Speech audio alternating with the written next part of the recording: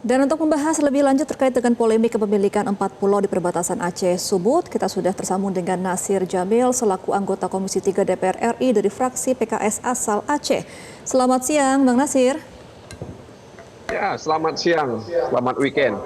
Selamat akhir pekan. Jadi Bang Nasir, sejauh ini pembahasan di DPR sudah sejauh mana terkait dengan polemik sengketa 4 pulau ini? Ini kan ranahnya eksekutif ya, soal sengketa pulau di wilayah perbatasan Kabupaten Aceh Singkil, Aceh dengan Tapanuli Tengah, Sumatera Utara. Sebenarnya sejak tahun 92 sudah dibicarakan soal 4 pulau ini. Waktu itu Gubernur Sumatera Utara Raja Inal Siregar yang sudah almarhum dan juga Dr. Ibrahim Hasan juga sudah almarhum, itu mereka menyepakati dan disaksikan oleh Menteri Dalam Negeri waktu itu almarhum Pak Rudini ya.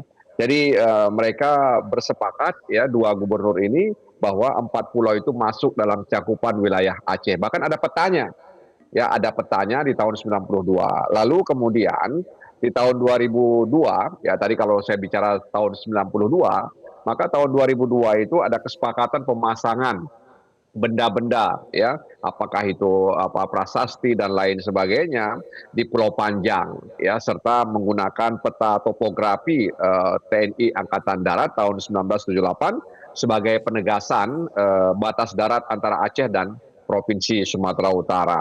Lalu kemudian di tahun 2008 ada rapat di Medan memasukkan 4 pulau itu dalam wilayah Aceh.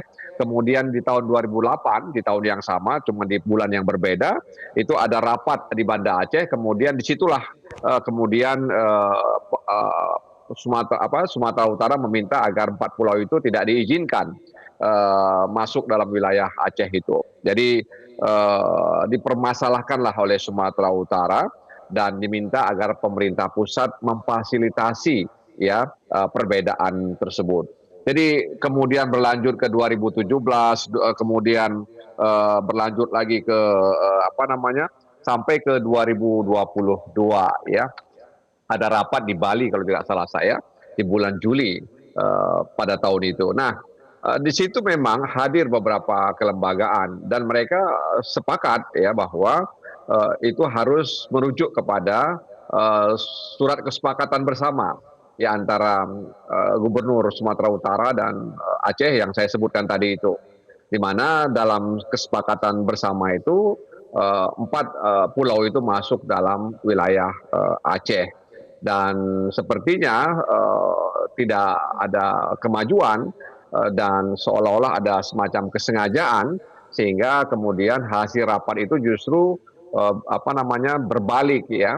Jadi upaya pemerintah Aceh untuk memasukkan kembali pulau yang diambil oleh Sumatera Utara itu tidak membuahkan hasil, karena menurut pandangan kami sepertinya ada unsur kesengajaan ya untuk memasukkan itu. Nah, karena itu sekali lagi rapat antara DPR RI dan DPD RI Aceh ya dengan Gubernur Aceh tadi malam itu, kami bersepakat untuk menolak keputusan Kementerian Dalam Negeri atau putusan Menteri Dalam Negeri terkait 4 pulau yang masuk dalam wilayah Sumatera Utara tersebut. Baik, Bang Nasir, kalau itu terkait dengan timeline-nya hingga tahun 2025 dan saat ini menjadi pembicaraan. Dan saat ini yang berkembang juga di masyarakat terkait dengan potensi dari ke-4 pulau ini, terkait dengan pariwisatanya, kemudian tadi kami juga ada berita pengantar terkait sumber daya alamnya, itu dari sisi migas. Memang Bang Nasir, 4 pulau ini seberapa seksi sih dan potensinya seberapa besar? Ya, sebenarnya pulau itu kan bukan hanya sekedar nama ya. Dia ada historisnya, ada identitasnya gitu ya. Jadi soal ada potensi ekonomi, apakah itu pariwisata atau juga tadi yang disebut ada potensi migas, itu kan bahagian saja. Tapi sebenarnya pulau itu sebuah identitas ya, sebuah sejarah yang tidak bisa hilang dalam benak orang Aceh gitu ya. Nah, karena itu ketika kemudian disebut-sebut ada potensi migas, itu kan masih katanya, meskipun ada blok Singkil Sibolga, meskipun tadi disebutkan bahwa di dekat itu ada offshore ya, Aceh West gitu ya, West Aceh maaf, Jadi kalau kita dengar dari penuturan Kepala BPMA itu kan sebenarnya perlu semacam pendalaman. Nah, biasanya yang punya otoritas untuk menyebutkan atau menyampaikan bahwa di sana ada potensi migas, cadangan migas, itu adalah SKK Migas.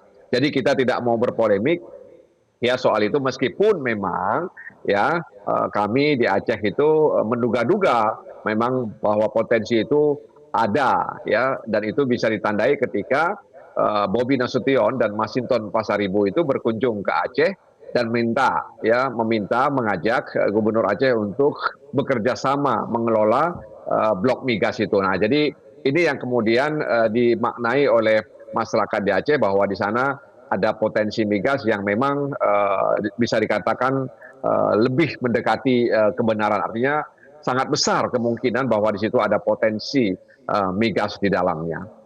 Oke, berarti tetap perlu kajian lebih dalam ya Bang Nasir untuk terkait dengan sumber daya alam di sana. Tapi kalau sesuai dengan hukum ya Bang Nasir, kan di Undang-Undang 1956 memang dari Soekarno sendiri sudah tanda tangan bahwa 4 pulau ini milik Aceh. Sedangkan kan tahun ini dari keputusan kementerian yang menentukan bahwa 4 pulau ini masuk ke Sumatera Utara. Nah, apakah memang Kepmen ini bisa menandingi undang-undang, Bang Nasir? Ya, tentu kalau kita bicara kepada hierarki peraturan perundang-undangan, bahwa keputusan menteri, surat edaran menteri, ya itu kan tidak masuk dalam hierarki peraturan perundang-undangan. Nah, karenanya tentu saja kami sudah menyampaikan, artinya kami DPR RI dan DPD RI asal Aceh sudah menyampaikan kepada Menteri Dalam Negeri untuk mengevaluasi keputusan tersebut. Karena keputusan di tahun 2022 dengan keputusan di tahun 2025 itu sama. Cuman hanya direvisi hal-hal yang hal-hal yang sifatnya teknis. Sementara pulau itu tetap masuk dalam wilayah Sumatera Utara. Jadi kita minta mengevaluasi dan bahkan kita minta agar itu dicabut, ya, dianulir, kemudian dibicarakan bersama-sama kembali antara pemerintah Sumatera Utara, pemerintah pusat dan pemerintah Aceh. Karena apa? Karena kebijakan tersebut telah berpotensi memunculkan ketegangan di tengah-tengah masyarakat. Ketegangan hubungan antara pemerintah pusat dengan pemerintah di daerah, atau masyarakat di daerah dengan pemerintah pusat, bahkan juga mungkin antara masyarakat di Sumatera Utara dengan pemerintah pusat. Bahkan juga tidak tertutup kemungkinan akan ada ya potensi gesekan antara masyarakat Aceh dengan masyarakat Sumatera Utara, karena kami bertetangga. Ya, di masyarakat Aceh itu sering ke Sumatera Utara, khususnya ke Medan, ya nanti khawatir kalau ada pihak yang memprovokasi terjadi konflik, ya, gesekan sosial, ya, dan ini kan kita lihat misalnya dalam media sosial yang memframe yang seolah-olah ada misalnya berpotensi besar. Nah, karena itu jangan dianggap remeh, jangan dianggap kecil potensi ini, ya, karena tadi itu tentu saja ada pihak-pihak yang ingin memprovokasi sehingga hubungan antara Sumatera Utara dan Aceh itu buruk. Begitu juga pemerintah pusat dengan orang di daerah itu buruk. Nah, karena itu harus diantisipasi oleh Kementerian Dalam Negeri dengan cara mengevaluasi keputusan tersebut. Dan kami dengar tanggal 17 lusa itu akan ada pertemuan, ya, Menteri Dalam Negeri mengundang kementerian lembaga yang terlibat dalam urusan pemetaan itu, dan juga mengundang para dirjen yang sudah pensiun yang waktu itu mengikuti terlibat dalam kegiatan ini. Nah, nanti tanggal 18 itu kami dengar dari Kementerian Dalam Negeri akan mengundang Pemprov Sumut, Pemprov Aceh, ya, dan juga mengikut sertakan mungkin Kabupaten Tapanuli Tengah dan juga Kabupaten Aceh Singkil. Ya, mudah-mudahan saja ada jalan keluar, ya, dan kemudian pulau itu bisa kembali atau kemudian tetap menjadi wilayah Provinsi Aceh. Oke, Bang Nasir tadi menyampaikan kalau perlu ada evaluasi. Kemudian karena kalau tidak dievaluasi kemungkinan ada bentrokan atau gesekan antara masyarakat baik di Aceh dan Sumatera Utara, baik pemerintah pusat dan pemerintah daerah. Tapi sebagai anggota DPR RI asal Aceh, melihat hubungan antara pemerintah pusat dengan pemerintah Provinsi Aceh dan Sumatera Utara saat ini seperti apa? Apakah memang baik-baik saja atau seperti apa pengawasannya nih?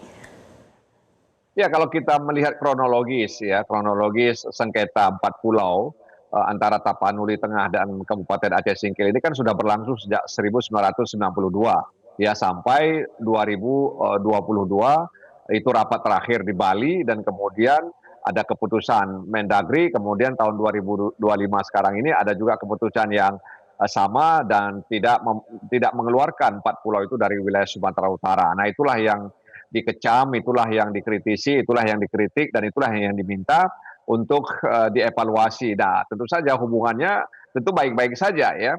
Hubungannya tentu baik-baik saja kalau kita lihat perjalanan atau kronologis pembicaraan sengketa 4 pulau tersebut. Nah, cuman yang kita khawatirkan ada pihak-pihak yang ingin memprovokasi suasana ini sehingga ini akan menambah atau berpotensi terjadinya gesekan sosial antara masyarakat di Sumatera Utara dengan masyarakat di Aceh, atau juga ada masyarakat Aceh yang di Sumatera Utara khususnya di Medan, maupun masyarakat Sumatera Utara yang ada di Aceh ya. Hal itu tidak tertutup kemungkinan, tapi mudah-mudahan ini tidak terjadi dan itu tidak kita inginkan. Nah, karena itu diharapkan pemerintah pusat dalam hal ini Kementerian Dalam Negeri mengambil langkah yang bijak ya, langkah yang bijak mengacu kepada peraturan perundang-undangan yang ada sehingga kemudian keduanya bisa diselesaikan dengan cara damai begitu. Karena memang secara historis fakta-fakta sejarah itu menunjukkan bahwa memang 4 pulau itu masuk dalam wilayah Aceh. Memang ada kekeliruan ya, ada kekeliruan ketika pulau itu tidak tidak dikonfirmasi di tahun 2017 ya. Di 2017 kalau tidak salah saya itu ada 2009 2009 itu Aceh itu menyampaikan konfirmasi 260 pulau yang ada di wilayah hukum Aceh tidak termasuk 4 pulau itu. Nah, memang di sini ada kekeliruan dalam konfirmasi dan itu diakui oleh pemerintah Aceh. Ya, ada kekeliruan dalam konfirmasi. Nah, seharusnya pemerintah pusat kan punya fungsi pengawasan dan pembinaan. Ketika ada kekeliruan ini kan seharusnya diberesin, dibetulkan, diperbaiki, tidak langsung kemudian dibiarkan begitu saja atau dijadikan alasan ya atau dijadikan tameng katakanlah senjata ya untuk kemudian bertahan dengan sikapnya yang sekarang ini, yaitu tetap memasukkan 4 pulau itu dalam wilayah Sumatera Utara. Jadi kekeliruan dalam memberikan konfirmasi di tahun 2009 oleh pemerintah Aceh itu seharusnya dikoreksi oleh pemerintah pusat sesuai dengan fungsinya sebagai pembinaan gitu.